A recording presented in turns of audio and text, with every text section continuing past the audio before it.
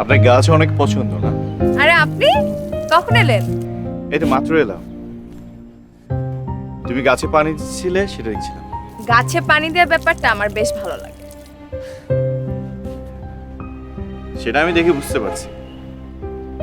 গাছ আমারও অনেক পছন্দ, কিন্তু রেগুলার মেনটেন করা সেটা অনেক ঝামেলা মনে হয়। ঝামেলা কেন মনে হবে? অবশ্য আপনি যে বিজি মানুষ, শোনেন, নিজে যত্ন না নিতে পারলেও কিন্তু মানুষ রেখে দিতে পারে। আমি সেটাই ভাবছি। কি মনে করে এই সময়? আঙ্কেল কি বাসায় আছে?